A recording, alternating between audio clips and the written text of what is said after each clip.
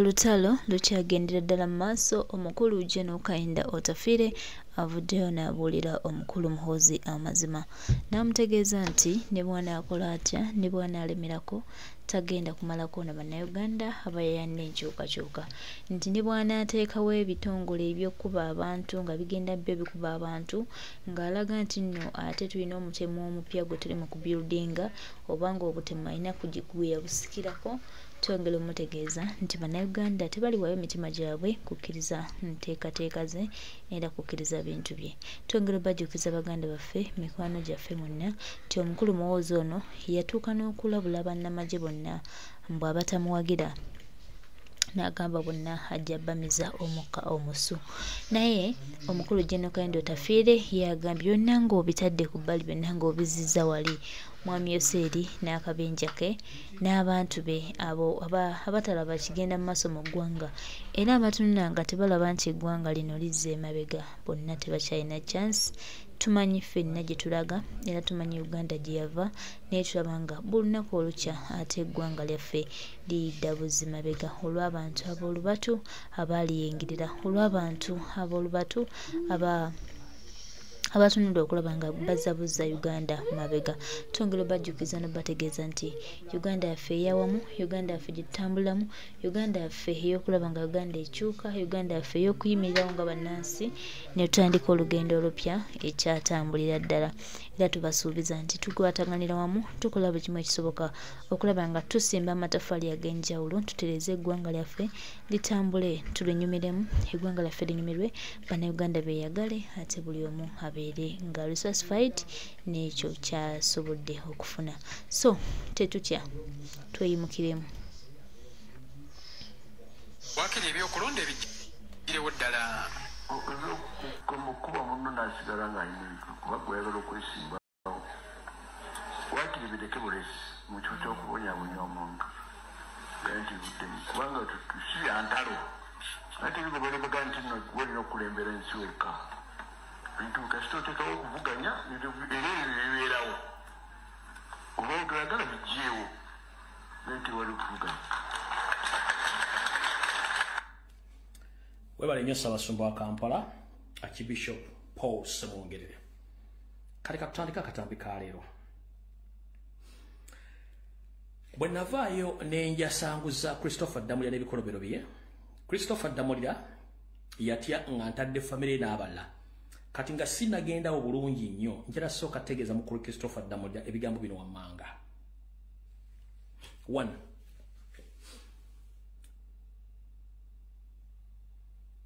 Musajja gwe ensi egenda kutegeera, naye vidiyo ya leero obudde nga budduka. Omukulu ono bwe namukutte mu kavidiyo kano yalonze abantu be Kampala n'abatwala ku kyalo kye ekya nnyina gye bamuzaala ne bakola okwekalakaasa, ne boogera ebigambo bingi nnyo, ne baagala banoonya abantu abawa information. Kano kavidiyo nakuba batali ku mutimbagano nga tumaze omulabisa kano. Abatuuze ku byalo ebyenjawulo baagala gavumenti eteeka omukono ogw'ekyuma ku bagaba ebifaananyi mu babbulooga n'ekigendererwa eky'okusiga obukyayi.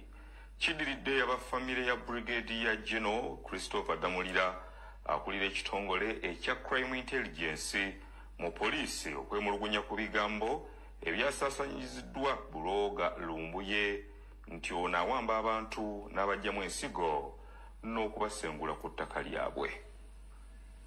Waliwo obutambi bwafulumiziddwa Frederick Lumbuye nga alumiriza famire yakulira ekitongole kya Crime Intelligence Brigadier Christopher Damulira abukulembeze beerosi wano ku kyalo Kitandaati Kalu kirya muli Senga n'ekitunga mu divine governance n'okuwamba abantu ne bajjamu abantu ensigo kugatta n'okubasengula ku ttaka. Ebigambo bitabudde abatuuze ku byalo bino ne batuuza olukiiko lw'amangu okusala entutu bayinza okukwata abavubuka bowereza Lumbuye ebigambo eby'obulimba nga olukiiko lubadde ku ddwaliro ekitanda. Oli n'ateekalo ekifaananyi ng'ayogera nnyo kubanga amanyi gavumenti obuvo n'obuddo n'ekyayagala kiyitewo. Ebyettima ebiri kuno n'obujja n'efutwa tubikolimira mu linnya lya Yesu Kristo.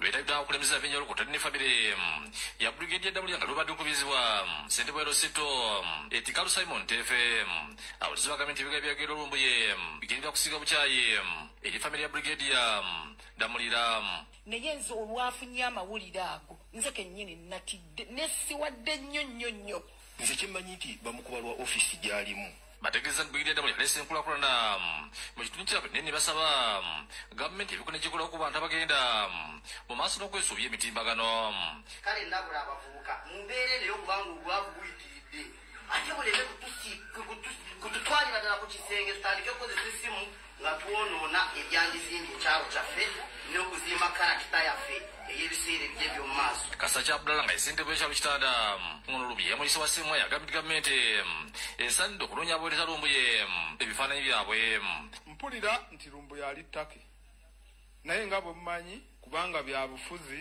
tebirimu mazima wabula birimu kuwaayiriza oba oli awo kukya alright kato ye chairman Kasacca oyo njagadde mpozinge mwawo chairman Kasacca oyo yennyini nabagambye wasseemu ayi n'awakana kati chairman Kasacca njala sooka kuwuuza Damulira bwe yasindisa abantu okuva e Kampala bajjidde mu kibaasi nammwe abantu nga 20 badde ku kyalo ekyo ku byalo bibiri bwe yatuzza meeting emu yagituzza mu Tikkalu Health Center 3 nga mutuuza mwogera ku lumbuye ne ku kyalo ekirimu atuzza meeting njala babuuza mwali mubuuzizaako mutabani wammwe muganda mu Christopher Damulira emirimu gy'akola era agikolera luddawa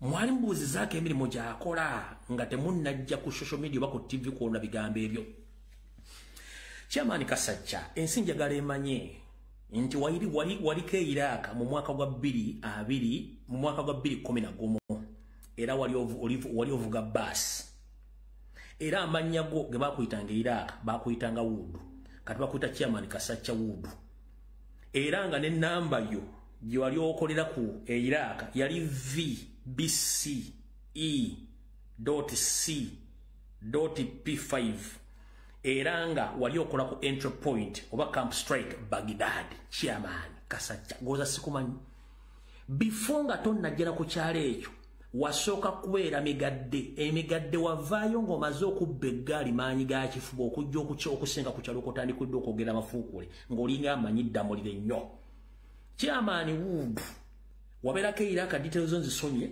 wabula nga tonnajja ku kyalo ekyo kwosinikira amannyo ng'embuzi esabalaavu wasooka kubeera emigadde gyewakulira n'obba eggaali maanyi ga kifuba n'olyoka ova emigadde n'ojja osenga ku kyalo ko bazaala Damulira kati mukulu gwe toddamu kwogera tolina lukusa kubanga oli mubbi oli mutemu ne kagulupu konna akabadde olwakuba siina budde mbadde nja mmala balabisa mwenna kubanga mwenna muli ba criminals kuliko eyakwata omukazi mwenna muli babbi muli ba criminals kati Damulira omanye emmundu buli kikakya mundu okimanyi ekibeza abaana b'abantu batwala obbasiba musajja gwe ne mukamawo Damulira mulekerawo okusirwaza abantu gwe Chairman Kasacca Wood ng'owaliko Iraq 2011 enamba yongisome ne geti kuwali okola mulekerawo okusindikira ebinyoku buuza muganda omukwano gwo Damulira n'akaalo kamumbuze emirimu gy'akola mugimanyi bate mugimanyi akutta abaana abandi bonna abasaba mazeewo mulw'okuba ajja ssente mu state ez'ekibi n'ajja ne ssente za gavumenti mutabani wa Museveni ng'amuyambyeko okujja okulima enguudo n'okubaleetera amasannyalaze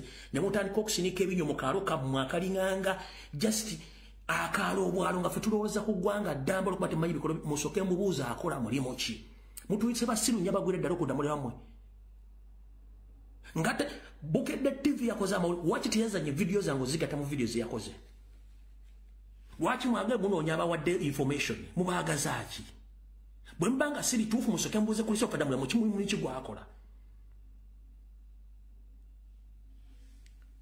twadde tuli awo nga zireese bali mu kyaki kuliko omusajja amwita Ssekyondo wa NRM wuuno oyo Ssekyondo wa NRM mumula bulungi nnyo nga batebuza mu kyaki Ssekyondo wanga ayogera ebigambo bino obubaka obubadde wano eri omubulizi waffe nga tukuutira ekigambo kwagala njagala okubasaba bassebo ne banyabo nga tuli mu buweereza buno bw'ekkanisa naddala abazadde tufube okulaba ntulera abaana baffe obulungi omulembe gutabuse abaana baffe olw'okubanga tubakuliza mu kkanisa abaana baffe buli omu akola kyakola ki kyayagadde. Kati no twajjibwa obulwadde obw'amasimu. Tulina amasimu gano aga smartphone naye tugakozesa bubi. Nja kusaba abazadde abali mu kifo kino abaana baffe twongere okubateekateeka nga tubabuulirira. Muwulidde Chairman Kasajja wano ebigambo ebyamwogeddwako ne banne. Ffe ng'abakulembeze naddala b'ekkanisa era ssebo omukubiriza nja kutegeeza ebigambo bino. Olwalira amakanisa gonna mu busabadinkoni bw'e Namirembe, mu busabadinkoni bw'e Kazo, tuli mu nsonga ey'essira, ey'okusimba essira eri abaana baffe okukozesa obulungi ebyuma bino bikalimagezi, kubanga twesanze ng'amasimu gano gatabangudde emirembe. Twagala okwetondera Kasajja, Ssentebe wamu ne ttiimu yonna, okusingira ddala mikwano gyaffe, famire ya mukadde waffe omugenzi Sserunjogi Isirayiri. Amawulire mugawulire agatambula, naye abo bonna abantu beenoonyeza byabwe. Ffe ng'Abakristaayo twagala okuyimirira n'abantu ab'ekitundu kino. Ssebo omwami wa Ssaabasajja Kabaka, Ssaabagaba omuluka guno ogw'Etikalu, nti ffe ng'Abakristaayo nga tetweyawuddemu n'Abasiraamu n'Abakatuliki, tujja kugenda mu maaso nga twogera ebirungi ebikoleddwako abantu ab'enjawulo. Lwaki kino njagadde okukyogera eri abaana baffe? Ssebo mukubiriza akawungeezi k'eggulo tulina abaana baffe babiri omuluka guno ogw'Etikalu baatuweereza audio ze boogera ebintu batakola ki bye batamanyi. Gwe tomanyi Ssekyonda, ate lwaki ovaayo mu kamera n'oyogera ku Ssekyonda gw'otomanyi gw'otolabangako? Njagala okubasaba abasawo ne bannyabo, abazadde abali mu kifo kino, tufube okulaba nti abaana baffe tubalambika obulungi, kubanga twesanze nti abantu abalungi tugenda kubamalamu amaki, tugabamalamu amaanyi agakola ebintu ebirungi. Katonda tukoze bulungi, twegatiddwako baba Kawooyo ono, ffe tukimanyi bulungi, tutumbya bufuzi sayidi eno ate ali sayidi eri, naye y'omu ku abo abavumirira. Abantu bano mu kamera bagamba nti ffe tuli bannoopu, yenjogera gye bakola ki gye boogera. Ssebo mukubiriza, olw'okubanga nsonga ya nnono ate ya buwangwa okukwata ku muntu akoze obulungi, tetugenda kusirika, tugenda kuyimirira wamu n'abantu abakooneddwako okufa okulaba tuleeza amanya gaabwe, kubanga tugenda kukkiriza muntu omu eyagaliza ebibye. Kubanga tunuulira emirimu gye tulina egy'ekkanisa, tunuulira emirimu egy'ekitundu. Ssebo tubadde n'abantu ab'enjawulo, ng'ogyeko taata omugenzikazi we, ekyo kibadde n'abakulembeze bangi ab'ebitiibwa, naye nga n'abantu basobola nakwata mu nsawo zaabwe kuggyamu ssente kukola mirimu egigasa eggwanga. Ekisanja ekiwedde nga tuli enansana nga ne municipality enamba tesobola kukwata ssente kujja kubaako byekola mu makubo gaffe, naye Jeno Damulira ne yeefiiriza akasente akake n'agamba mpaddeyo amafuta balime amakubo. Gwe ng'oyimirira ku ssimu nti nze ndi wa Nuupu nvumirira bwenti.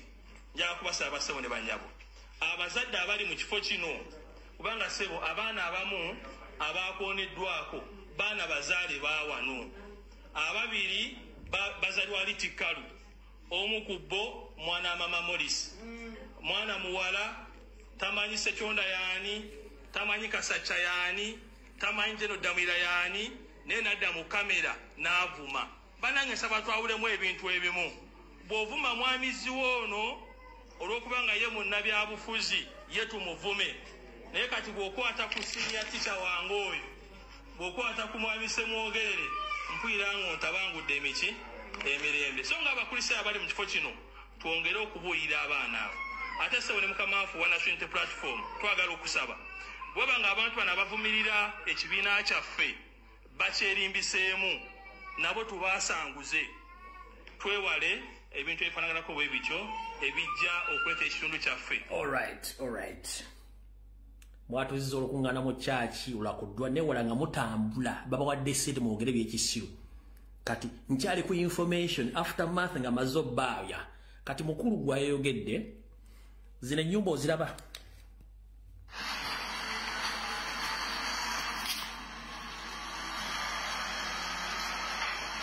Awo bannansi ddamu lye baatuusizaako obulabe, abatakyali beebikaluba nga amataka gaabwe agatutte.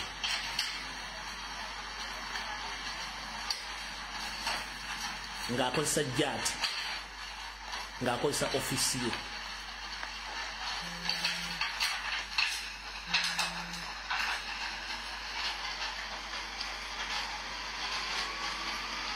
Basula bweru tebakyalina maka.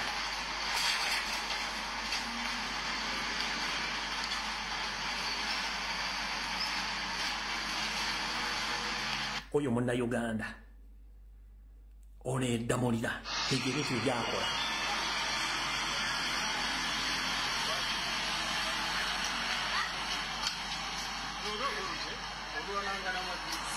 Nga ne ba agenti bagoba nti ku mataka.